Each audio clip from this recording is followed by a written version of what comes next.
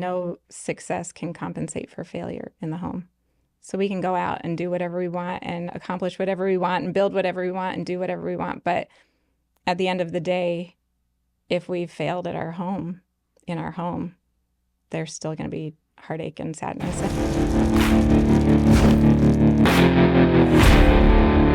Are the call signs, is that from the military or is that part of Great the question. ministry? It's part of the ministry for Okay. Men's Alliance, but Do I I get a call brought sign it or is that just from men? Men's Alliance. I mean, I brought it from the Air Right. Force. So I took some Air Force culture hmm and used it I love that. to make a men's ministry better. As I'm I love like, that. the military knows how to do this. Yeah. Right. And then you're in like all these church men's groups and you're like, y'all don't know how to create bonds, Yeah. you know? And it's so needed. Yeah. So, I don't know. We can discuss your call sign, you know. I might not be cool enough. I might get a really bad one if this bombs. So who knows? So we're here today with Megan Schlensker, entrepreneur, mom, wife, Christian, patriot, all these labels that I got for you. I'm excited about hearing about your business, 3 Pillars. Tell us a little bit about how you got started in this and what are the 3 pillars and what led you to, you know, stay-at-home mom, Yep. starting 3 Pillars. What does it all mean? Thank you. Thanks for having me. Yeah. So I guess what started it, we'll have to go back a little bit to 2020, where the world kind of went Yeah. crazy. And I'm just your average stay-at-home mom, 4 kids. The whole world shut down. We had a kid, a son who was serving a church mission in the Dominican Republic at the time. And so he was whisked out of there at the last minute. We had talked to him on a yeah. Monday, and he said, the word is we're staying. We're just going to quarantine for 2 weeks and it'll all be good. And then by Wednesday, he was home. And so we were just kind of left wondering, well, what's next? And everything's put on hold and the other kids are home. So I decided to watch the news for like the first time really ever, you know, and wonder what was going on. And so I'd tune in every day and watch that press briefing that they had with Dr. Fauci and President Trump and everything. And I remember one day going back later in the evening and watching the news recap, and they totally misrepresented things that were said earlier in the day. And I don't know why this was the moment that stood out for me, but it's like I realized for the first time that the news lies to you. I know that I'm late to that party. Yeah. But I kind of felt betrayed. And I was like, wait, if I can't even believe or trust what they're saying, you know, who can I believe? So that started me just doing my own research and digging into things. And as you start looking into things, you start realizing just more things about the world and about politics. And, you know, things weren't always what they seemed. And it seemed like we were moving as a society in a direction that was far from the principles we were founded on. And so there was almost like this mourning process. That sounds silly, but a grieving of all of these things that you think the world is a certain way. I mean, I knew things had changed, but just the extent was eye-opening to me. And so I felt this desire to just kind of get back to basics about what it's all about. And those pillars are faith and family and freedom. And those are commonalities that as Americans, we should all have. Those are things that this country was built on, and that I just wanted to focus on those. Those are the 3 most important things that if we have, we can thrive as a society and we can kind of get back to the basics. So. Oh, that's so good. Yeah, 2020 was definitely a year for a lot of people. Yeah. Even if you did already have a very skeptical view of the news or the government, I think 2020 made it, you know, way more. Now you're not trusting anything. And when you say those pillars, faith, family, freedom, you know, as you just said them right now, I'm thinking those are the exact 3 things, probably in the same order, in which they've been attacked. Yeah. Right? It's kind of like faith got attacked, but nobody would have ever thought family would be attacked. And then families being attacked, And then we're like, but surely freedom won't be attacked. I mean, Surely that's what not. America, and it's like, no, they're all being attacked. They're all being questioned. Hmm. They're all slowly being stripped away from kind of the fabric of our culture. So you've started this business, Faith, Family, Freedom. Why do you think this is so important? Faith, family, freedom. Why did you decide to plant your flag in the ground on this? Well, I think it all starts with faith, a belief in God. I mean, that's what grounds everything. And next to that, I think, is family. And um, the founding of this country is so amazing on the freedoms that people came over here for religious freedom, for freedoms for their families. And um, if you break everything apart and take it all down to the most basic parts, those are the most basic parts. God is essential. He's number one. Our families are right there as well. And we can't worship God or serve Him or raise our families the way we want to unless we have that freedom to do so. And that freedom was given to us by God. It wasn't given to us by the government or anybody else. And I think we really need to stand up and fight for those things that seem to be slipping out of our fingers a little bit. For sure. What are some of the specific ways that you've seen any of those three, faith, family, or freedom? What are some of the ways that you've seen them being attacked or kind of deconstructed in our world? Yeah, well, I think what you said about the family, we're really seeing that a lot right now. I think the faith has been, like you said, has been attacked for quite a while. We've seen that with God being pulled out of schools and public institutions and even our government. And if you take God out of the equation, it's just kind of all downhill from there. But more recently, and I feel like especially in the past just few years, everything has turned upside down when it comes to the family. You can define the family however you want. And it is whatever you want it to be. And that's not what God says. We learn right at the beginning of the Bible what a family is. And it starts with a married husband and wife. And that is the proper and authorized channel to bring children into this world, to bring God's children into this world. And I feel like Satan attacks these things because they're things created by God. And He doesn't create anything. He tears things down. He destroys them. He often creates His own counterfeits in the process of doing that. So you think, oh, well, look at this little family over here, look at this little pride family on Blue's Clues or whatever they're doing now. And, any family is a good family. It doesn't really matter, but it does matter. And I think we're seeing a lot of that play out right now. And it just sort of feels like a big social experiment. We don't really know where this train is going, but it's not going anywhere good.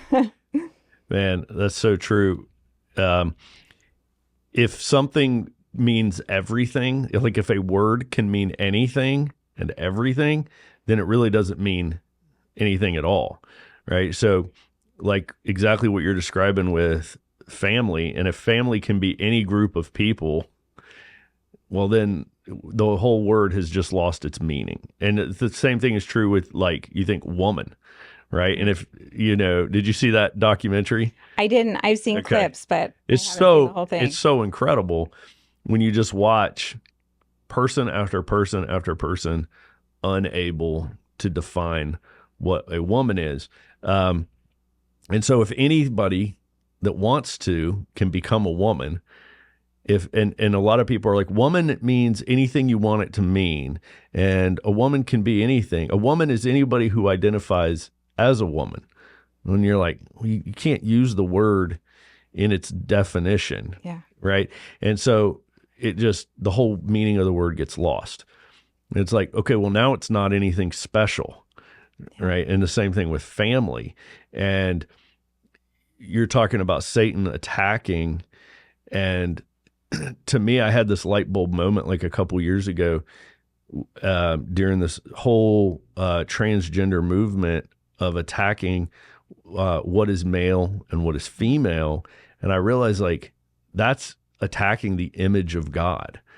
because it says, he created the male and female in his image. He created the male and female. You're like, so the image of God is male and female. And if you are destroying, if you're Satan, the best way you can destroy the image of God is to destroy men and women, right? And then the next thing is family. And like you said, it's like, it's all happening so subtly and in a way that sounds good, Yeah. right? But it's really scary. Yeah. I heard a guy say that the adversary will use our values against us, basically, and these movements will use our values against us. And as Christians, I think we tend to be more peacemakers and less contention. We just want to keep the peace, and we want people to feel loved and accepted, and we want to be Christ-like. But then we're getting into this, I've heard it referred to as like untethered empathy and malevolent compassion. Like those values of kindness and compassion are being used against us because they'll say, well, if you were Christ-like, you would accept all of this. And if you were Christ-like, then you would agree with me that this man is really a woman. And if you were Christ-like, you would let this man in the women's restroom with your daughter. And if you were Christ-like, you would do all of these things. And so I feel like the attack tries to use our values against us. But there are two great commandments, and one of them is first, and it's to love God. And the second is like unto it, and it's to love our neighbors as ourselves. But if we get those out of order, it flips everything upside down. So if we love God, and if we put him first, and if we put his laws first, and the way he has established things first, then we are better able to love his children the way that he does. And we can express that love to everybody around us, regardless of what they're going through. But we can do it with the right perspective and without compromising our values, and still while standing up for the truth and being that light and beacon for others, so that they can see you and say, well, that person's standing up and saying what's true, so I can do it too. I think we're afraid sometimes, and we're just going to keep being afraid if nobody says anything about it. Yeah. So it's good to see Christians taking a stand and saying something about it. I mean, like, all right, that's enough. That's enough of this craziness. We've got to stand on truth. And you said truth quite a few times there. And that just, reminds me that the world is also attacking truth. And they're like, well, that's just your truth, or there is no truth. And going back again, Jesus said, I am the truth.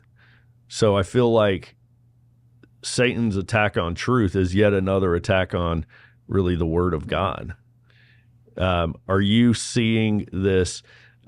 You've got kids. Yep. Tell us a little bit about your family. Okay. I have a husband and 4 kids. We have 3 boys and a girl. Our oldest is 23, recently married to the best daughter-in-law I could have asked for. So that's wonderful. Yeah, we've got 3 in college and 1 at home still in high school and doing all the things. It goes by a lot faster than I imagined when they were little. Yeah. I feel like they were like, our kids were between the ages of like 5 and 9 for about 15 years. Like that season just took forever. Yeah. But then like as soon as they turn like 14, it's like the next 4 years fly. Like Once they hit high school, it's all over. I mean, I don't know where it goes.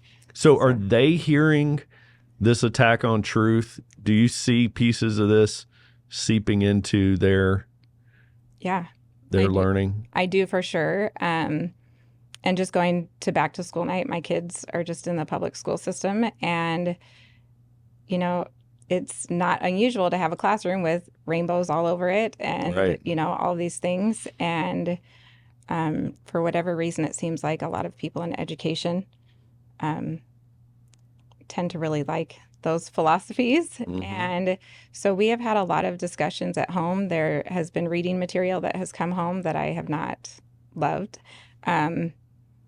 But I feel like we can't isolate our kids. We can't stick them in a bubble and protect them from everything. It's just not going to happen.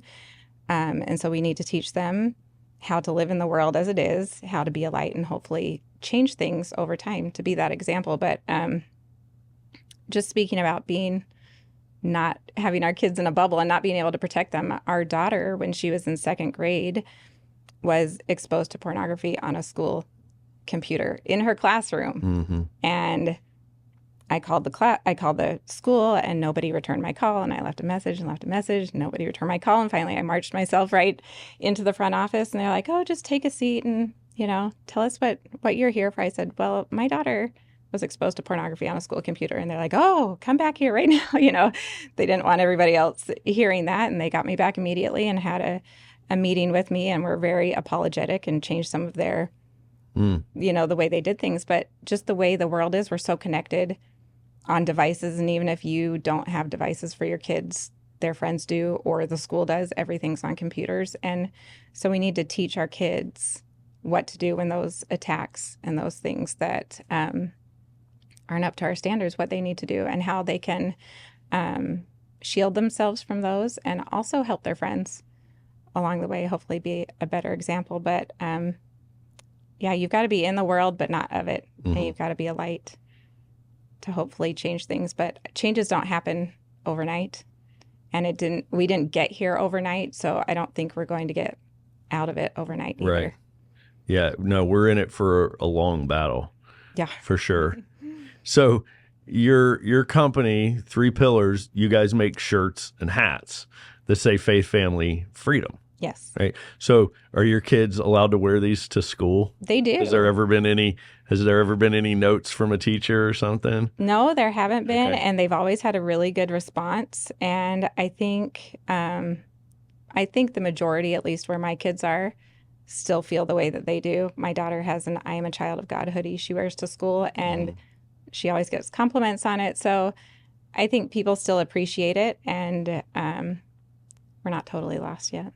Yeah. So. No, that's right. There's a lot of great Christian teachers out there who are totally, kind of underground, right? They're not speaking up because they don't want to lose their jobs, right? But they're encouraged when they see that, right? Yeah. And we've got a lot of public school teacher guys in Men's Alliance, so I get to hear this from them, and they are being that salt and that light subtly in that world. So that's great. We've talked a lot on this podcast about homeschool, and I think it's great hearing from somebody who's not, right? Yeah. Who's in the mix and able to, train their kids how to respond. We've got one in public school right now. My oldest is in public school. And so we've got some in homeschool and private school and public school. We're busy. We're all over the place with them. But I think wherever you put your kid, you've got to be training them, because you can't just assume, if they're at private school, they're good. They're not running into this. No, they're running into the exact same stuff. Even homeschool co-ops, right?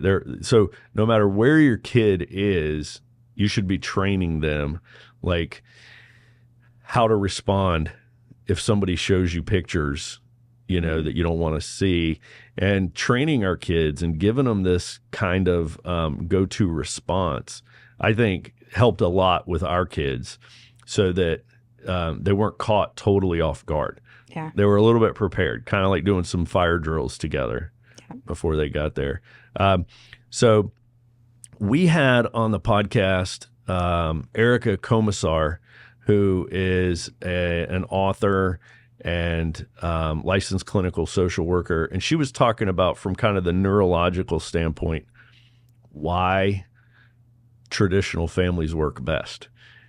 And she had done mountains of research that indicated that a child's brain develops best when the mom stays home with the kid for the first 3 years at least, right? And that was really cool to hear what we knew all along, being validated by neuroscience.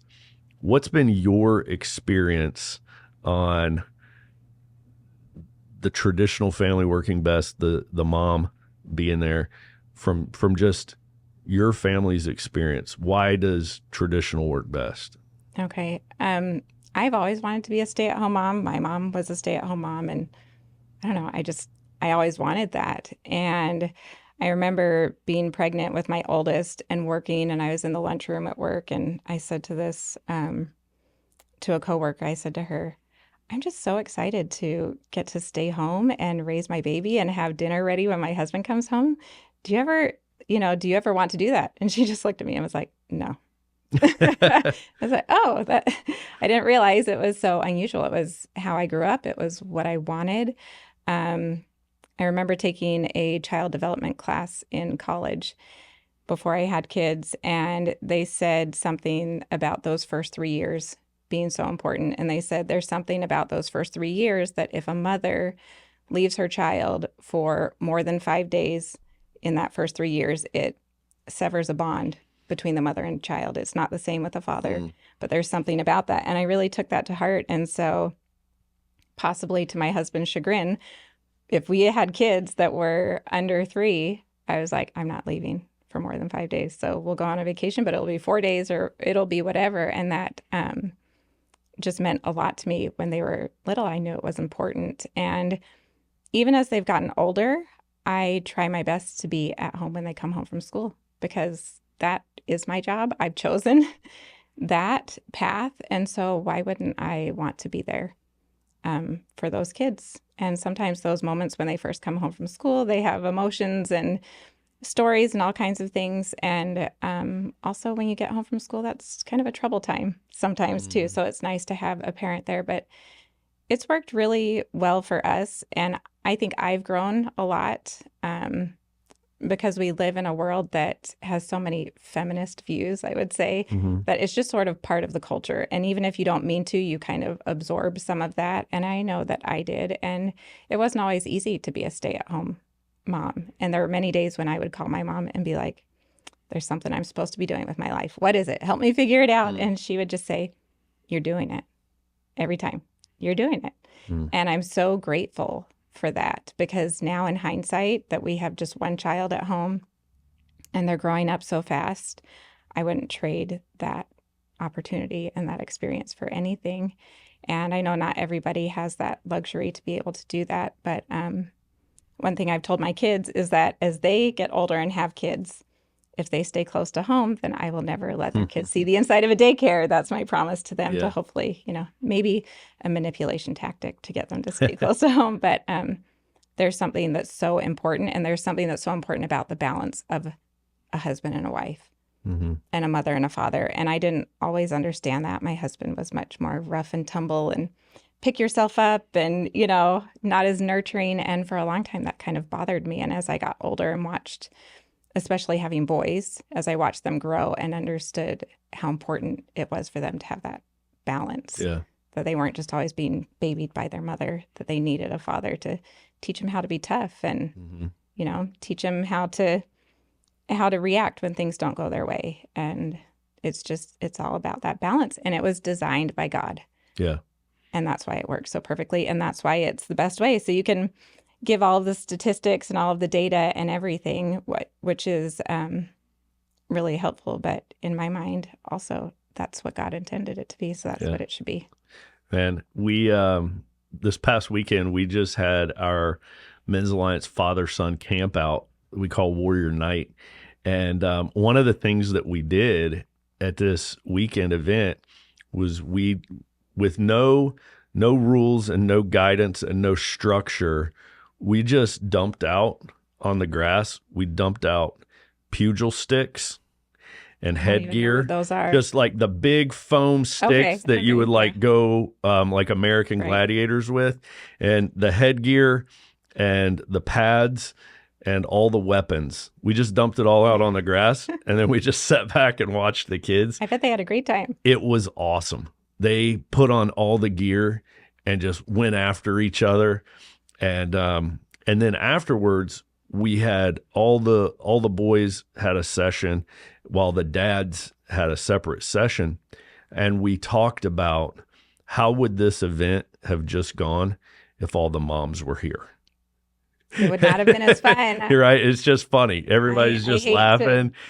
And do that to my to my gender, but it wouldn't have been as fun. Right. And it's like, it's nothing against the moms. It's just the difference. Right. And so my message to those dads on the weekend was, let your sons make a mess, let them spill things because they're trying, right? Like if you pour the milk for them, you're sending them the message that they can't pour milk, right? And so we talked about it's better to let your kid drop his plate of food tonight at dinner than for you to carry it for him and him be reinforced with the message, I can't carry my own. I have a hard time with that, but I know. I know. I believe it, It's but hard. I have a hard time with it. Yeah, Like, I have a hard time with it. And I'm like, okay, let them try more, let them spill more, and let them get hurt. Like, let them do their thing and let them, we can't be always cleaning up and protecting and preventing. We've got to just like give them that freedom because that's how we grow strong, right? Mm-hmm. And so it's interesting to hear you say that because we're just off of that weekend of seeing this play out.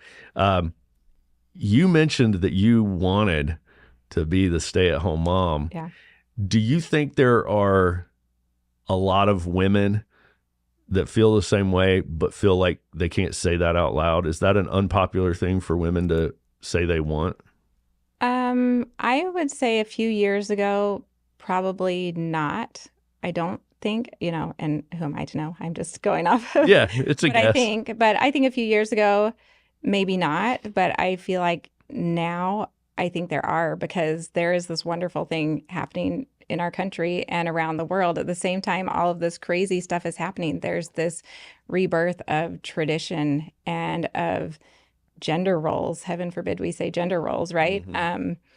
And there's just kind of this renewal of those traditions and those principles that have been true since the beginning of time. And so I think as the world gets crazier, there are more people, more women who understand what it means to be able to be home with your child. And there's a quote that says something like, no success can compensate for failure in the home.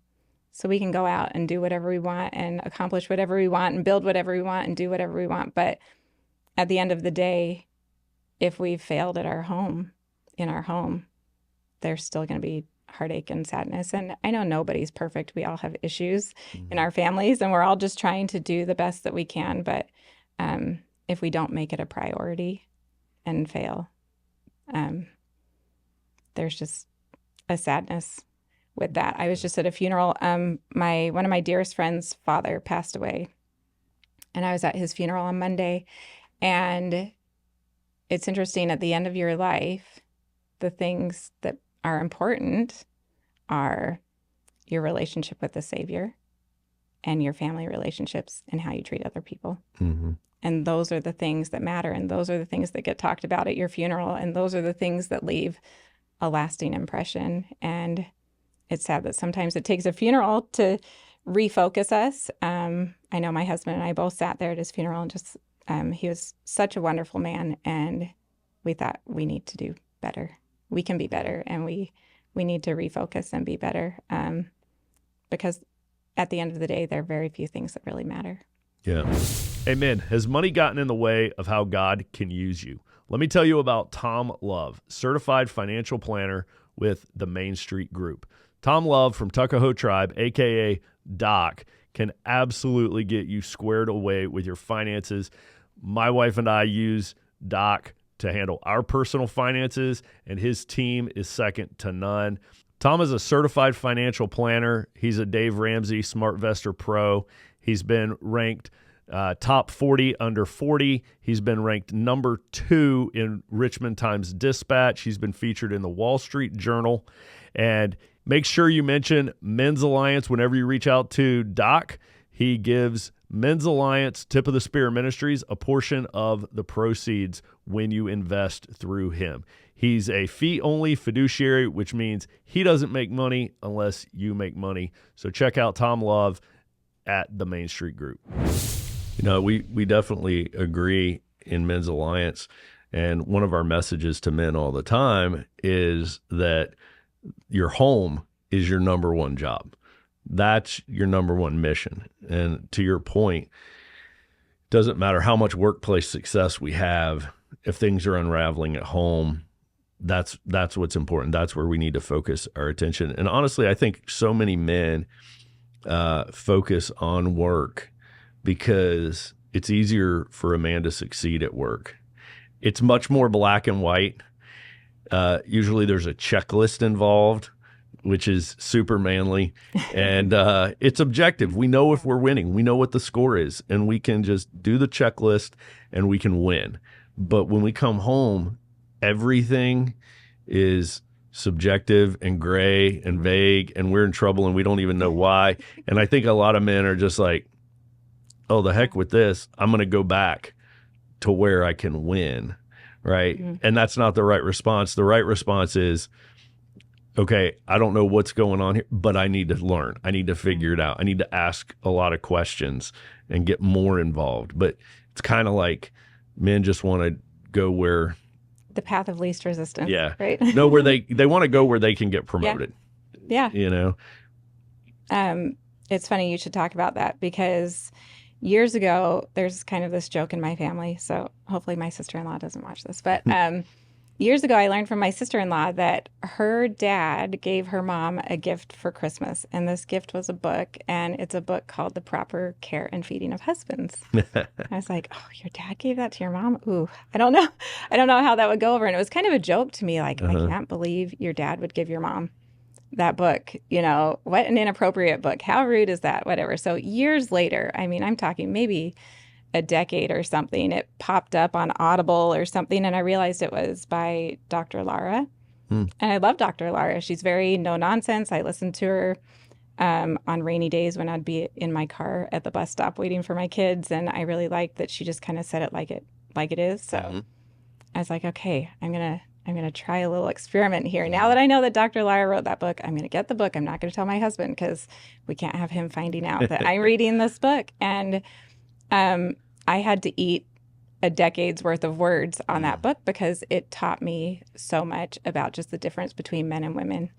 And it called me out on a lot of stuff that I knew that I did in my marriage. And I think as women, we have a tendency to think that men need to change for us, but we don't have to change anything. You know, they're the ones that always need to do the changing, but we don't. And I feel like it just emphasized the differences between men and women.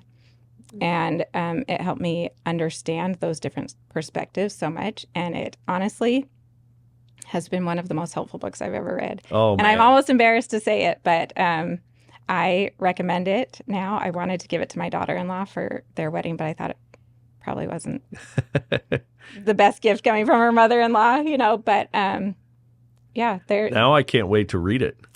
Oh, man. Yeah, I've heard of this book to your before. Wife because if she's like me, she'll just roll her eyes and go, what is this? Oh, man. Okay, I can't wait to check this out. Proper Care and Feeding. Proper Care and Feeding of Husbands. And there's also a book that she wrote called The Proper Care and Feeding of Marriage. So, okay, awesome. Anyway, they're very good. I want to touch on a topic. I don't know. Are you familiar with the phrase, have you heard Christian nationalism? I've heard it in a derogatory sense, like as what's the word they use, pejorative, but I feel like I don't really know what they mean by it. So I think you just nailed it. You just nailed everything there is to say about it. Yeah, it's pejorative, and I don't think they know what they mean by it. Okay. But so I think it is the label that people who don't like three pillars would put on it. They would say this is Christian nationalism, right? Because you're promoting faith, but you're putting it in with freedom and you're putting it in with the American flag, right? And so you've got this combination of Christianity and patriotism, love of God, love of country. And we're sitting here right now thinking, what's wrong with that? Those are like two of the best things. Exactly. So I thought this would be a good time to kind of introduce this to our podcast listeners. Christian nationalism is really, it's a label that they think we're going to not like. So that's the first problem, is it's a label that our culture is using to try to silence Christians who are also patriots. And at the worst end of the spectrum, they would define it as Christians wanting a theocratic government or a Okay. theocracy, right? And I just laugh at that because I don't think anyone has ever Yeah. advocated for that. Like, that's so absurd. We're not trying to overthrow our constitutional republic Yeah. and set up a rule by God. That's so far extreme. But we are wanting the Christian values that our country was founded on to not be eroded, you know? Yeah. And so I was just curious if that was something that had come up with you yet, because it's definitely gonna. Well, I'm sure it will, and just bring it on. I think Christian conservatives have a way of turning insults into compliments or whatever. Mhm. I don't know. I Yeah. think there's also just a sense of humor and a sense of sarcasm and stuff kind of on one side that there isn't really on the other. One Right. side appreciates humor and Right. the other side not so much. So I No, don't that's know. actually a really good point too, is it's important to always be able to laugh at yourself and to see Of yourself course. from the other person's perspective. And if you look at world religions, some world religions do not have a sense of humor, That's true. right? And then this plays into politics as well. So with that kind of, shift into our country and patriotism, talk to us a little bit about some founding fathers. And I've seen you've got a lot of great Instagram posts about how our nation was founded and how it's drifting. And I think there's this big push, especially in public schools, to kind of whitewash the Christian principles that the country was founded on and say, oh, no, it wasn't ever a Christian country. Talk to us about that. Um, well, there's that quote by, is it John Adams, who said that our government is made for a moral and a religious people, Yeah. and it's wholly inadequate, Yep. for anybody else. And so I think there's a problem right now when that is the type of people our government is made for, and we've gone and kicked God out of everywhere. But the founding fathers were good, God-fearing Christian men who, in my opinion, were raised up by God to do a great work and to bring freedom and opportunity and freedom of religion. So many of the pilgrims came over here fleeing religious persecution and came here for opportunity to worship the way that they saw fit. And another thing that happened in 2020 when, it was too dangerous to go to church, but you could go outside and you could Yeah. riot and loot and tear down statues and just all of the things that were happening. And so much just derogatory speech about the founding fathers. And I think our schools have done a disservice to our kids. They haven't taught our children the real story of our founding fathers. And there's this weird thing where now you have to just say that they were all racist and bigots and terrible, evil people. But if you can convince the youth in this generation that our founding was bad, our founders were bad, then you can convince them that the Constitution is bad and all of these things. And so I think there are a lot of people who just don't know any better. I mean, maybe that sounds bad, but just kind of get caught up in the things that they're Sure. taught. Right. And I was listening to, have you heard that interview with that man? His name is Yuri Bezmenov. Yes. Anyway, Oh, yes. The Russian talking about getting rid of yes. capitalism. Yeah. Yeah. And he defected from the KGB, and he talks about how Marxist and communist takeovers and how long they take. And he said the first phase lasts 15 to 20 years. Yeah.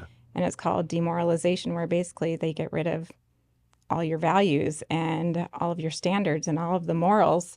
And then eventually it's the American citizens doing it to their own people, to your own neighbor, because they've been so brainwashed. And I think the disturbing thing is that he said it's irreversible, at least immediately. It'll take just as long to put it back the other way as Right. it took to get it this way, and that you can speak truth to people. You can give them facts and information and data and all kinds of things, and they will not believe it They because can't. they can't. It's Yeah. so deep, it's so ingrained that they just can't even see. And I think we see that a lot today when you were talking about that documentary, What is a Woman? hmm I mean, That's right. it's the Yeah. most obvious question since the Right. beginning of time, Yeah. and people just They literally don't even can't know. answer it, and they're angry if you ask it. Yeah. Right. And so, yeah, I think that message that he was giving, I think there was like 4 steps after demoralization was like the first one. And like, as you listen to those, I can't remember the names of the other 3. It's like, we're in the last one.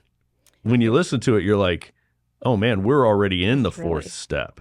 Yeah, it's really eye-opening. I think it was demoralization, destabilization. I mean, that interview was back in the 80s. Right. And I Yeah. think he said we were basically through the demoralization stage, Yeah. and that's destabilization and crisis, and what was the other one? Normalization. Yeah. Right. It's the use of a crisis Yeah. to kind of like start over and then normalize the new thing, Yeah. which you can see, you know, any adult right now can see that this has completely happened.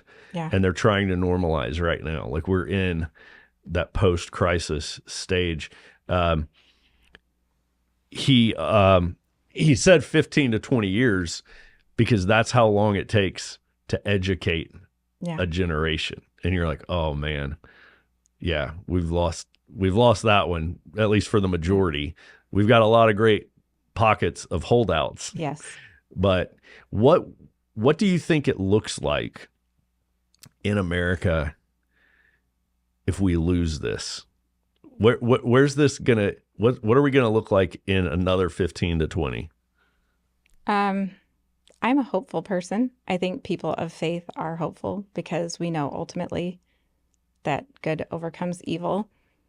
I also think that there are consequences to actions and the way our country has been going. I mean, there are natural laws, natural spiritual laws, that when we remove ourselves from God and when we take him out of everything, there are these natural spiritual consequences. And so I think that God sometimes allows the consequences of our actions to happen.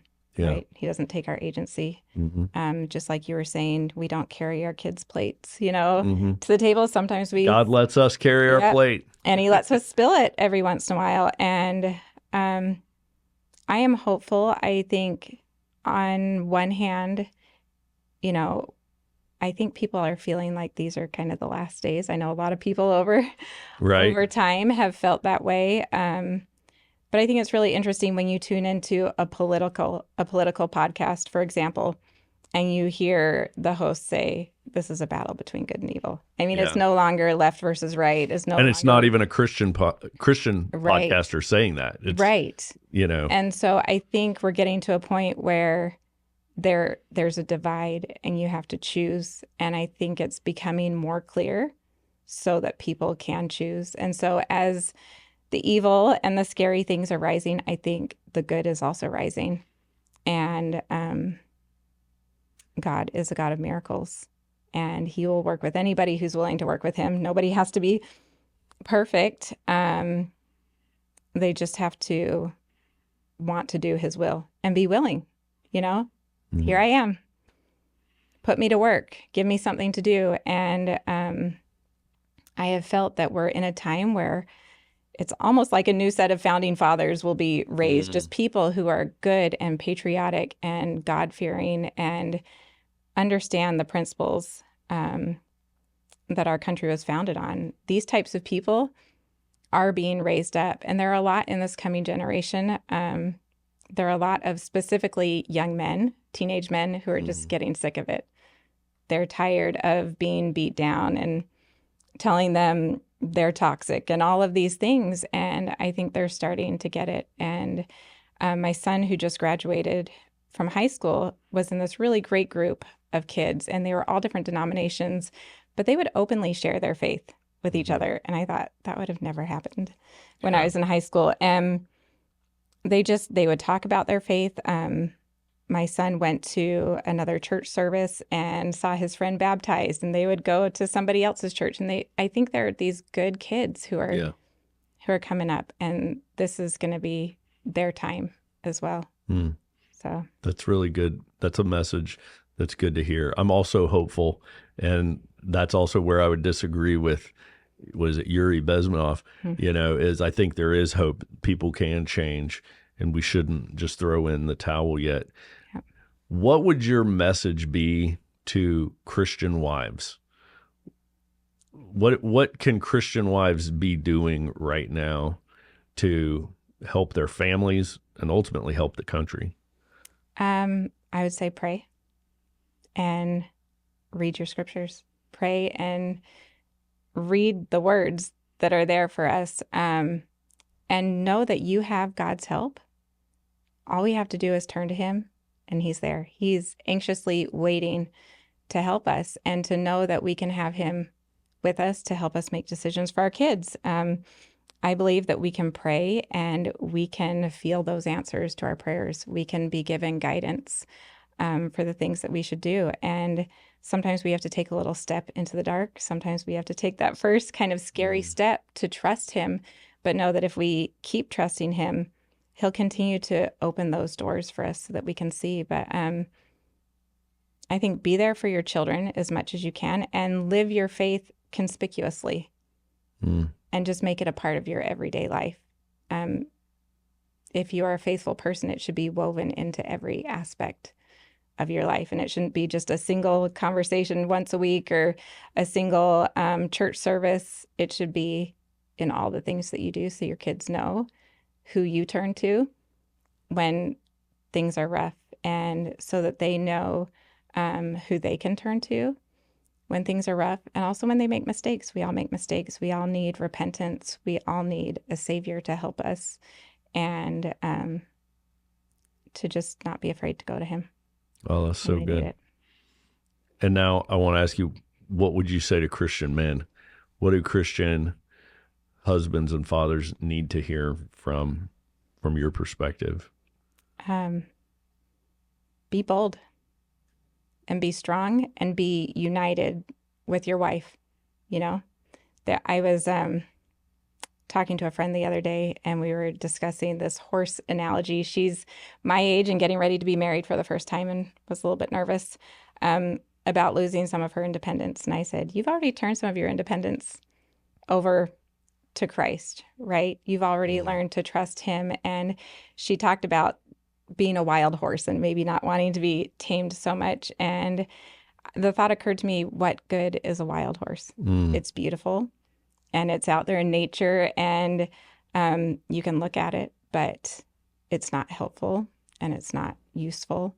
And it can't even achieve on its own the highest things it could achieve if it is submissive, right? So when we submit to God, we can achieve so much more. And if one horse, if we're going to go with the horse analogy, if one horse can achieve so much more and be so much more helpful and useful, imagine two horses that are yoked together, that are both submissive to Christ, that can work together and pull a load that's infinitely heavier and be a guiding, driving force for their families. Man, that's awesome. Megan, thank you so much for being here. This was great hearing from you. And it's threepillarswear.com, which we will put in the show notes. Check out her business, check out her patriotic and Christian apparel. Yep. It's awesome. And thank you for what you're doing. Thank you for what you're doing too. I appreciate you having me. Thanks.